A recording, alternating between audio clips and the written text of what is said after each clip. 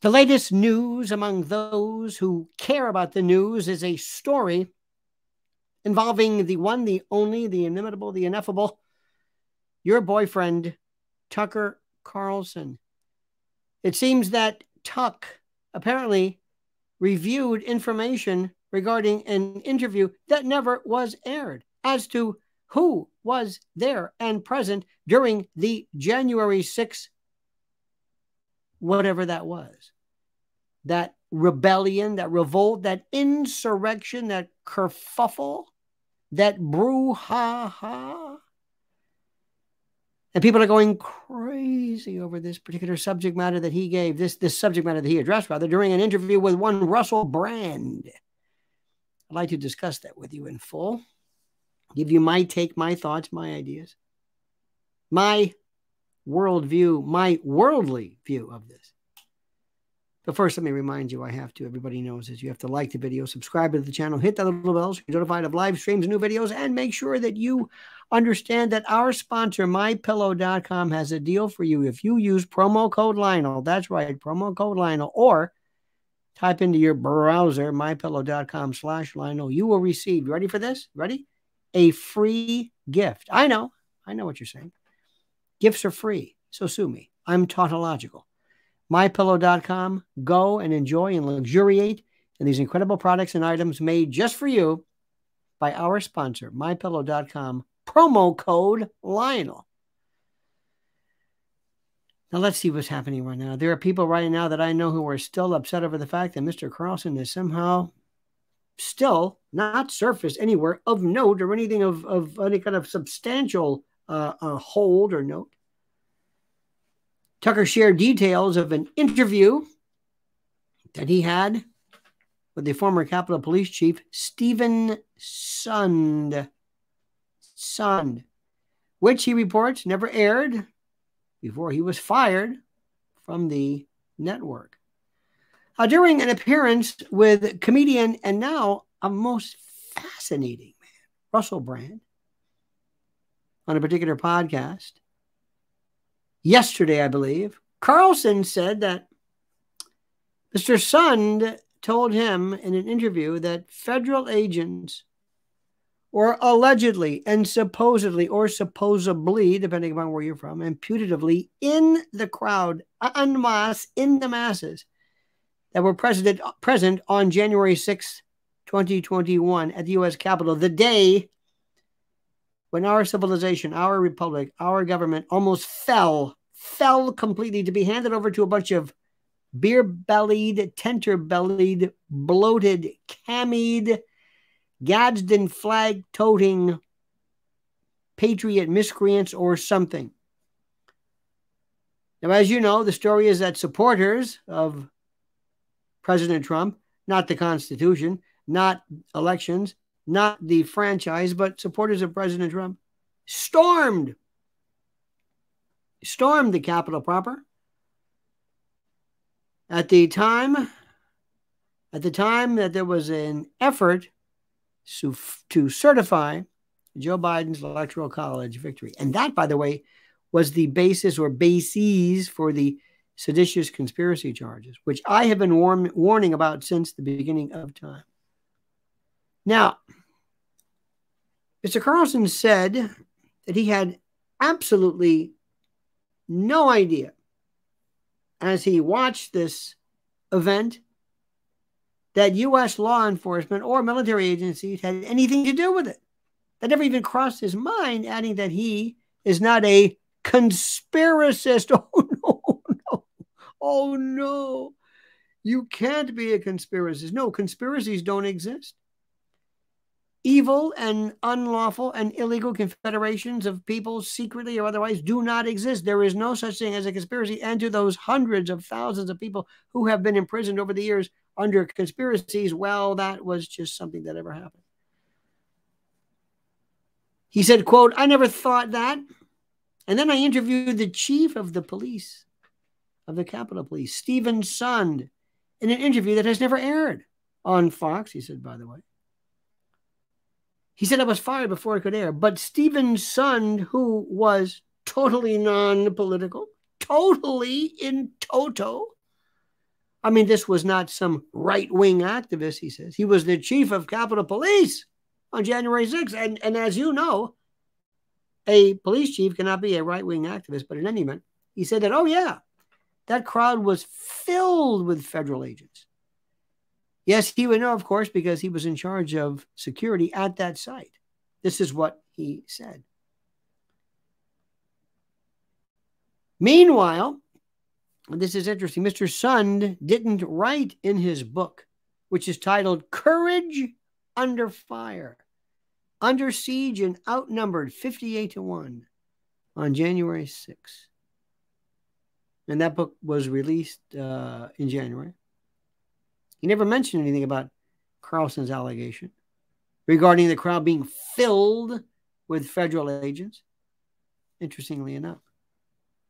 Now, what's interesting about this is that you are seeing something which we could talk about and we can review and we could discuss and we can go over and we can reiterate and rehash and reformulate.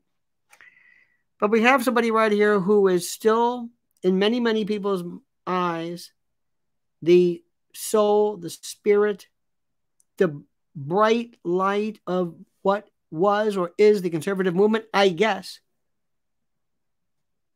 You don't want to hear what I have to say about Mr. Carlson. You don't want to hear it. Because what I found very specifically is when I talk to people, they don't want to hear the truth. The left doesn't want to hear. The right doesn't want to hear. Nobody wants to hear. But I'm going to tell you one thing about Mr. Carlson. He never knew how to play these people. He never saw it coming. He doesn't understand how this works. Do you know who the genius of Fox News is? Let me just say something to you very quickly. Do you know who the genius is? Sean Hannity. Sean Hannity has been there longer than anybody on TV. Sean Hannity has never posed a threat to anyone. Sean Hannity's not dangerous. Sean Hannity marches right down the middle of the street, stays in his lane, doesn't go too right, too left, no, nothing. He has certain topics he can talk about. Hillary Clinton, bleach bit, oh my God. You want to have a drinking party? Take a shot every time Sean says bleach bit. You will be ER worthy in 5 minutes, because when he gets on to something, I mean, he gets on, between tossing footballs or whatever the particular iteration of this show is, but he knows how to do it. And what Tucker Carlson did was Tucker Carlson said, I'm gonna tell people the truth. Oh yeah. I'm going to tell people the truth. Now, why was Tucker Carlson fired? Why? It's the same reason my favorite is when I had a relative one time. I said, why did Uncle Joe die? Organ failure. What? Well, his heart stopped. Well, no kidding.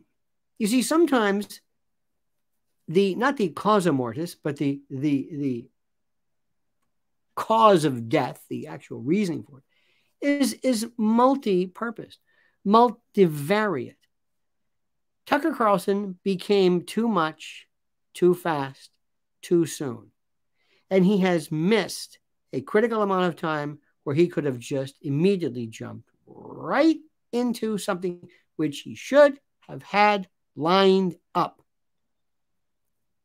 It's called the Jon Stewart phenomenon. Jon Stewart waited too long, and now Jon Stewart is a memory, he's a belch, a burp, an eructation, a blast of flatus and the memory bank of nothingness. He just doesn't, it's just because he took himself away from the gravitational pull of popularity. Tucker Carlson's got to realize that he's dealing with the people right now who are very, very fickle. And the people who hated him the most were the people at Fox News, including many of the people who were there, including many of the people that I have mentioned. Because who is this guy? Who is this? Who is this fellow? This Nantucket kind of a preppy dude with the pink pants and the topsiders and the weird canvas boat belt, and used to wear the tie, Tucker with his brother Buckley and Muffy and oh please, who is this? He was a guy who went through whose various, he was the most protean of all political activists. You never knew what he wanted to be. He was the three faces of Eve. He was Sybil. It was like, what is this? He was this multivariate. And eventually he landed on this quasi, what you would call conspiracies. He was a Bobby Kennedy fan. He actually suggested that we get to the bottom of perhaps maybe asking questions about vaccines. Oh, perish the thought. He wanted to talk about UFOs. He wanted to even suggest that maybe it was folly for the U.S. to be involved in this Russian-Ukrainian military operation. He did everything you're not supposed to do. So what old man Murdoch did at one point was, you know what? This isn't worth my time. It's like that dog you have. This dog. You love this dog. You love this dog. The dog's been with you forever. But the dog's peeing in the corner. The dog's making a mess. And, it's just, you just say one day you come home and say, you know what? That's it. That's it. I'm sorry. That's enough. And Tucker's like that dog peeing in the corner. Not to mention, in the worst settlement ever, $7.75 billion settlement, they didn't even put on a witness. They didn't even pretend. Fox sue them for anything, they'll settle. Ex-producers, current producers, wannabe producers, former employees, sexual harassment, no problem. Just, hey, we'll pay you. Not liable, sure. 787? Is there change? Is there any dollar? 787 billion. Oh. And you think somebody said, well, the reason why it was a deal. You think Murdoch would say, I'm giving you $750 million. You're not going to tell me this to fire anybody. I've had enough of you. All right, enough. Take your money and get the hell out of here. Who knows? But Tucker has waited too long because this group is fickle. Not you, of course, but them, they. I've said too much. I'm going to stop right now. Because sometimes I don't think people can handle the truth. Were there feds in Washington, the home of the feds on January 6th? Let me say this again. Were there federal agents in Washington, D.C. at the Capitol? Yes. Did they have raid jackets on? No. Did they have big badges? No. Could they perhaps maybe have worn, I don't know, clothing that did not necessarily indicate their federal status? Yes. Is this a shock? No. Will anything come of this? No. Okay? Okay.